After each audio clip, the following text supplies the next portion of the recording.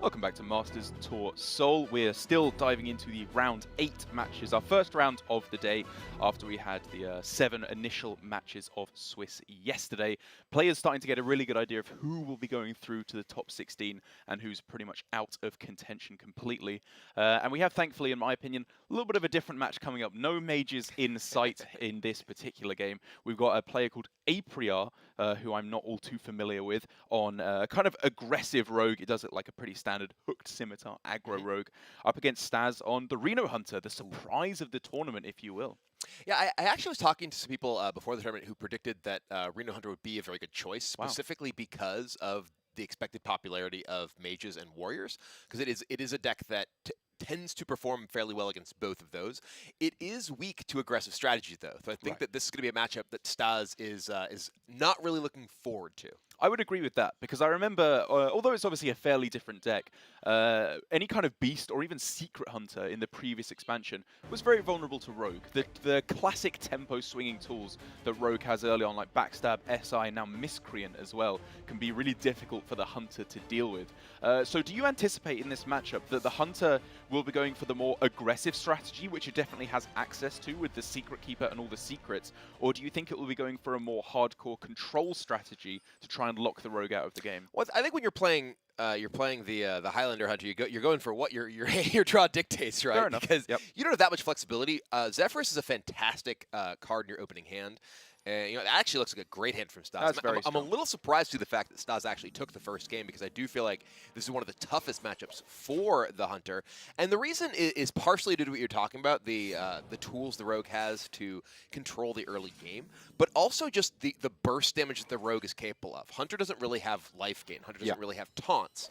So things like Life Drinker and Hooked Scimitar and Leroy, Shadow Step, all of these make it very difficult for the Hunter to ever really stabilize. Yeah. And that ends up being a big problem. But Staz, in his hand, does have some interesting options with the Halftime Scavenger that we see has come in through one of his secondary decks. Even the Snip Snap there as well. This is just a strong curve from Staz. And like you said, he's very much playing to the hand he was dealt, but he's doing that very well indeed for the moment. The cards have definitely been kind to him at the start here. This Zephyrus, with the current texture of his hand, do you imagine it's going to be thrown down proactively at any point, or is he going to be looking for a specific card off of it to try and cheat him out? I think that one of the things that Zephyrus does in this matchup is possibly offer you weapon removal. He does have the Acidic Swamp Ooze here. He can actually play the Acidic Swamp Ooze. He could play Acidic Swamp Ooze into the Zephyrus if he wants to use up his mana here. He could also just go with the Halftime Scavenger. Interesting, he's playing the Zephyrus first. I'm curious what he's looking for here specifically. I guess maybe he's looking for a second ooze, and he wants to try and trick Zephyrus into giving him one before he plays the first one. And yeah, he goes and gets that second ooze. So he wants to ensure that he has additional weapon removal set up. Yeah. Staz's secondary deck actually, or rather, I suppose his tertiary deck, but that he's using right now does have both Acidic Swamp Ooze and Harrison Jones in addition to the Zephyrus for weapon removal. And that's a pretty big deal, because this rogue deck not only uses the Hooked Scimitars, but also Waggle Pick, I believe. And that, having answers to those means that you are combating some of the most powerful stuff that the rogue deck is doing against you. And I guess this is maybe for Staz somewhat of a trap he's setting for his opponent, somewhat thematically appropriate for the Hunter, in that by not using the ooze in his hand, he will be lulling Aprriar into a false sense of security, where he will think that, if he's using Zephyrus to find an ooze, he probably doesn't have the other one. And if you play Waggle Pick at an inopportune moment and a poor minion is bounced back to the hand, that can just be fantastic for Staz. But as it currently stands, I think Staz will much more be hoping, instead of a second ooze, he had a little bit of heal, which is kind of the point I was going to be leading on to, is that with Zephyrus, I was kind of imagining he'd save it for a little bit longer. He just got some heal here, because Aprriar just used a lot of damage attacking into this Snip Snap and the tokens. I suppose it did kind of have that effect. I mean, that was huge. I mean, and Staz does have the Unleash the Beast in his hand here to remove the first half of Bone Wraith and kill. And then get the armor. Right, and get the armor off the Halftime Scavenger for additional bit of survivability. Also, he has the Unleash plus the Desert Spear or Animal Companion, which give him a few other options. I feel like the Unleash the Beast is a fairly clean way of addressing this, but decides to go with Animal Companion. Either, that's actually probably the worst option, right? He would have possibly, actually, yeah. With Unleash here, bad. he can trade this into the Bone Wraith. It's not like ultra value, but does get to use the Unleash the Beast as well, and clear off essentially nearly Aprriar's entire board. Yeah, like he could go Unleash the Hounds and then go trade the Huffer and the Scavenger into the Bone Wraith and then triple trade into the... Yeah, I guess Misha was the only thing that wouldn't allow him to get a really strong clear here. And yeah, he's going to go ahead and attack into the Life Drinker in order to just get that overkill. Yeah. To get that 3 armor. So he's, by going for this trade, he's keeping a 1/1 on the board in exchange for 1 extra health he could have had on his Scavenger, which I think is a reasonable trade. Yeah. Even when there's the 1/2 on the board, just making your opponent trade into more things instead of pushing face is pretty valuable. Wow. A pretty underwhelming Captain Greenskin when there's obviously the hooked scimitar still in hand, but I think for Aprriar, the body on board is the main thing. And I think this is a very heads-up play from Aprriar here, recognizing that he needs to get immediate presence with the body and killing off that halftime Scavenger before it can attack again, rather than try and maximize the value of his Captain Greenskin. He also just has the Myras in hand, right? So he wants to just use the expensive cards from his hand in order to set up as much as possible from that Myras in terms of value. It was a bit of an interesting play here by Aprriar to go for the buff on the Greenskin instead of the Miscreant, because in this instance, it's worked out very nicely for him. It's an annoyingly shaped body for Unleash the Beast to deal with.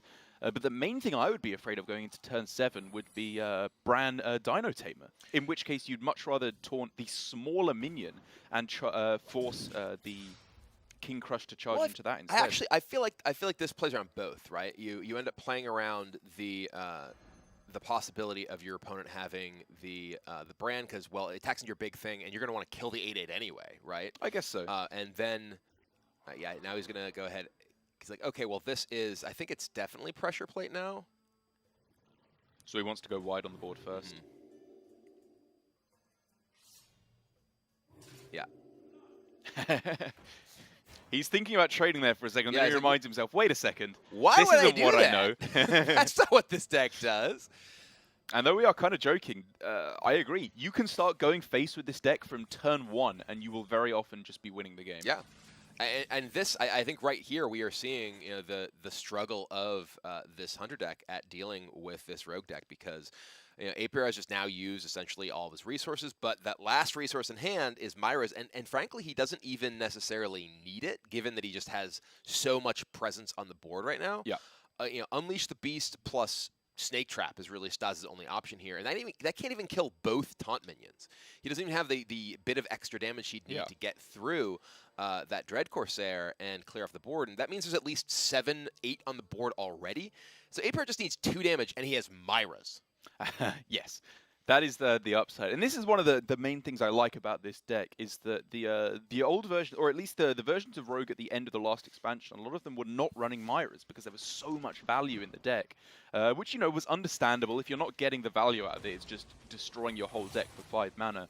But I think finding a deck which is able to abuse the ridiculous power of Myras is definitely the way to go in the current meta.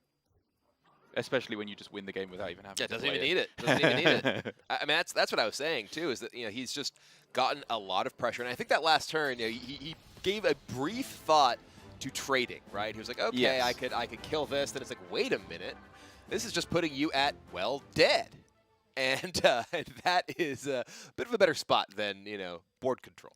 It is, and a bit of a backwards game so far with Staz, though we didn't get to see it, winning the first game of this series with what we obviously would have known to be his primary deck, given that this is Specialist. He won with his non-anti-rogue version, and then he lost with his anti-rogue version. In that one, he switched over to Ooze, Halftime Scavenger, and Harrison Jones in particular. So I would say even though he's still at a disadvantage going to this final game, the aggressive strategy should be able to get there.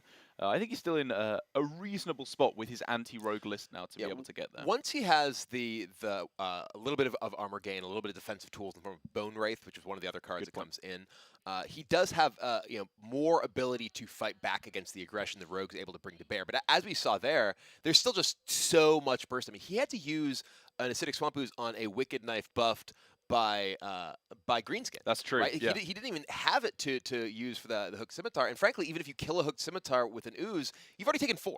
Right. So half the work that just keeps adding up. And as a deck that doesn't really have a way to gain life, outside of the odd halftime scavenger, you're gonna have a hard time actually winning those games when you do fall behind in life that heavily. And now though, Staz is going first.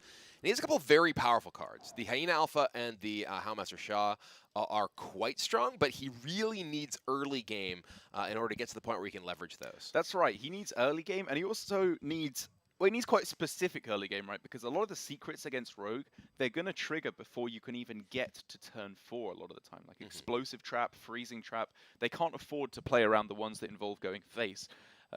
And, tracking it does obviously help him to find those secrets in particular, to be able to go for the Hyena Alpha play. But in the end, he comes to the conclusion he needs something a little bit more impressive. Yeah. Zephyrus to find backstab, Ooze to destroy the weapons early on, just something. Oh, speaking of, there's Zephyrus. And Zephyrus is so good in this matchup for a number of reasons. Just getting a body on the board in the early turns is actually fairly relevant. Yes, they have backstab, but spending your early game mana in order to actually do something is pretty nice. Ooh, okay. Cartoot Defender is not one of the best things. How much Shah wants to keep coming to play. Snipe can stop the possibility of just a coin into, say, Van Cleef. Coin into Hooked Scimitar. So no counters to that one. And the coin tells Aprriar that this is not pressure plate. Good point. You can rule out a lot of secrets right away, like Freezing Trap, Explosive Trap. Yep. So now it's pretty clear to him, I believe this is Snake or Snipe, right? Or Rat. Snake, Snipe, Rat. Snake, Snipe, Rat, yes. And free Dread Corsair getting the Snipe. It is decent for Staz at least, because it means that there's not just a 3/3 in play, but it is a bit of an unfortunate scenario for him in the sense that Aprriar is still able to generate board presence with that SI. Bit of an unfortunate situation for Staz. I think that he didn't find the Ziliax off the snips off of the Ursatron, sorry, to try and start going for that heal, because given how quick the last game went, there's no guarantee he'll be able to find it before the game is out. And that is one of the very, very limited healing options he has available. And my lord, is he going to need those healing options the way Aprriar is playing. And this is like one of the situations where it's like, okay, I could kill your Houndmaster Shah, which is such a powerful minion, but you're at 14 already. Yes. You are just getting smorked to the max. And this is also an interesting situation because one of the things that's generally great about killing your opponent's Waggle Pick is that you get their minion off the board, but Staz got to think, okay, do I need to attack this before I Harrison Jones in order to just not give you 2 more damage in your hand? And yeah, that's what he does. Yeah. Often you're like, okay, this is a great opportunity, but giving him 1 cost deal 2, I think, is actually something that's scarier for Staz than the tempo that would be gained from bouncing it. I fully agree. The only benefit he'd be getting as well is like a little bit of extra health on his minion. At this point, board control belongs to Staz. That's not his concern. He has 1 board. It's just about surviving. So here, Zephyrus is going to be really key to Staz. He has the ability to Zephyrus, and I believe it will give him Healing Touch, given that he's so low in life. And he does have the Houndmaster Shah in order to sort of fight back on the board with that as well.